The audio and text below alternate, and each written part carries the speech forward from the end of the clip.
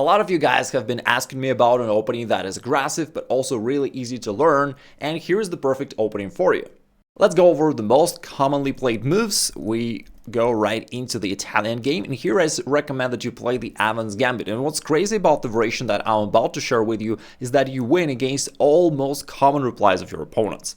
So after b4, you're hitting the bishop, you're ready to push the pawn forward and chase away the knight. Therefore, they are going to grab this pawn either by the knight or by the bishop, which doesn't matter, because you're going to play pawn c3 and chase it back.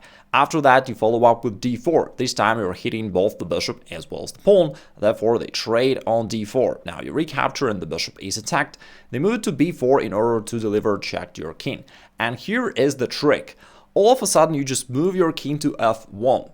Now, this is a natural move to play because typically you are suggested not to keep your king in the middle of the board. So instead, most players just cover their king by the bishop or the knight. But king f1 turns out to be much stronger for a funny reason. We're actually going to just grab this bishop for nothing. We're not going to trade it off. We're going to win it. And as strange as it sounds, it's actually true. The most played move by black in this position is pawn to d6, and it is quite understandable, because white is ready to play d5 and drive away this knight, or if black tries to bring the other knight into the game, you can always push it with your other pawn from e5. Therefore, it makes sense for black to try to get some space and some control over the center, but what they're missing is the move pawn to d5 that basically gives you a winning advantage right away. That drives this knight somewhere from c6, and as it moves, doesn't really matter where it goes. For example, on e5, that actually fails to queen a4, which is a double attack to the king and this bishop on b4. You can first trade knights just to simplify matters for you, and after that you win with this double attack queen a4, check to the king, as well as the double attack of the bishop. As expected, we're going to grab the bishop for nothing. We're not going to trade it off. So let's say bishop b7, queen takes d4.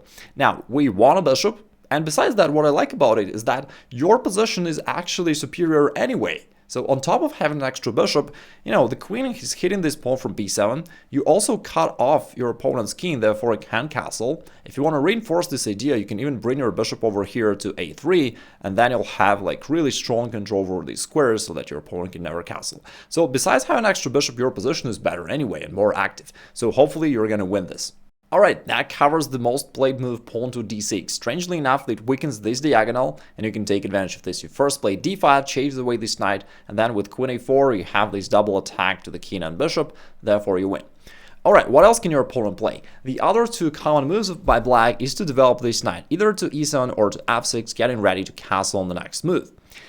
In both cases, you're going to play the same moves, so that again, as promised, it's going to be simple for you. You don't have to know a lot of stuff. We're going to talk about knight f6, but knight e7 is going to be the same stuff, right? So knight f6 is just a little bit more challenging because it also attacks your pawn, therefore knight e7, same stuff. Now, in this case, queen a4 is not an option because this diagonal is closed. The pawn is still on d7. Therefore, we're going for another tactics. We play queen b3 in this case, which creates this battery against this pawn f7, and from there we're going to check the king. Therefore, your opponent wants to castle and cover this pawn, but after that you play d5, basically pursuing the same idea. You want to drive away this knight, and after that pick up this undefended bishop on b4, and that's how once again you win a game, or at least you achieve a winning advantage within a couple moves. Now, normally it's pretty simple. The next move, you're going to grab one of these two pieces, and after that, just develop, however you like, keep attacking, life's good. I'll show you one line. You don't have to necessarily remember it, but just to show you what could possibly happen. Let's say they grab your pawn. You grab this knight on c6. Now, the nice thing is that sometimes they'll recapture, and on top of blundering this knight on c6, they'll also blunder this bishop on b4. So then, that's really cool. However, what if they play bishop c5? That's possibly the only variation that could theoretically confuse you a little bit, because they start counterattacking and you may be unsure what to do here. There are different ways to go about this. The move that I like the most is to seek activity, right? So instead of defending, you play knight c3. So of course you could take material here, but knight c3 I believe is just easier and stronger. So knight c3 attacks this knight, but black doesn't want to trade off. They want to grab this pawn. That's what's their point. They hit the rook. And for the moment, it looks like black are doing fine, or at least they're complicating matters. But it's not the case, because you're going to counter blow with bishop g5, hitting their queen. What can they do now? They can't move this pawn because it's pinned by the bishop. They can't cover by the bishop because the bishop needs to defend this knight on f2, or else you're going to capture it. So they have to play this little bit awkward move queen to e8. But after that, you can keep chasing the queen with rook to e1, and this time they can't really cover it. And nicely enough, after, let's say, something knight h1, you just keep erasing his army completely. You grab the queen, after that you can grab this pawn on f7, check to the king, you can grab this rook on e8, you can then grab this pawn on b7, as well as a couple more pieces, and you literally erased his position. Like, he really has no material left over, and you're gonna win this game. So far we analyzed the most common scenario, but how about the other option? Besides playing bishop to c5 back to where it was, black could also move the bishop to a5. It happens rarely on amateur level, but nevertheless you gotta be ready. In this case, I recommend that you castle first. You could play d4, but it no longer hits the bishop on c5 because there is no bishop, so it's better to put the king to safety. Black will play knight f6, and now you play your move pawn to d4, creating some pressure. They're gonna take, and then you play key move bishop a3. Instead of recapturing, you take control over this diagonal, and therefore your opponent is not allowed to castle anymore, and we want to keep this king in the center and checkmate it as soon as we can. Now, another unpleasant threat that is coming is pawn to e5 that's gonna attack this knight. Like, usually feels annoyed by these both threats, and they try to stop them by going pawn d6, right? So that they're ready to castle, and once again, we not let them that easy life. We play pawn e5. We're willing to sacrifice this pawn, but to reopen the diagonal, which is going to happen after a pawn takes, and the king still is locked in the center of the board. What you do then is queen b3. A very common move in the Evans Gambit. You team up against this pawn f7, and bishop takes f7 is a very real threat. It's going to be checkmate on the next move. So black needs to defend.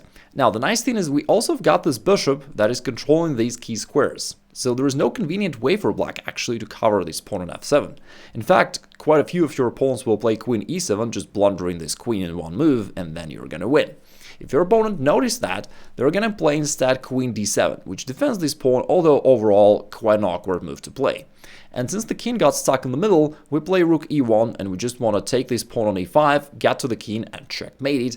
Black is actually defenseless, he is lost. What's nice about this is that we're winning against most common, most natural moves of black, and you have this crushing attack that is developed within just 2 or 3 moves. Now, knight takes e5 is coming, black tries to go e4, then you play knight g5, and it actually makes things even worse for black, because now not only you threaten to capture this pawn and open up the e-file, but also you add one more attack against this pawn on f7. So what can they do?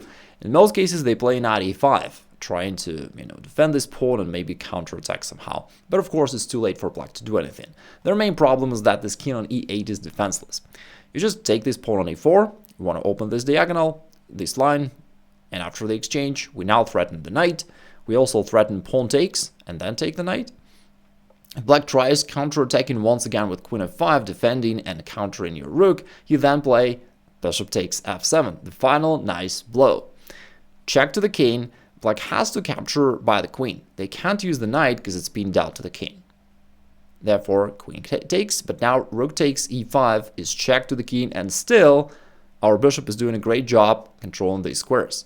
Therefore, the king has to go to the side, but that drops the queen, and you're gonna checkmate black on the next move. And here's the puzzle of the day. I'm pretty sure you can find a checkmate in one move, can't you? If you can, let me know in the comments below. It is white to play, checkmate in 1.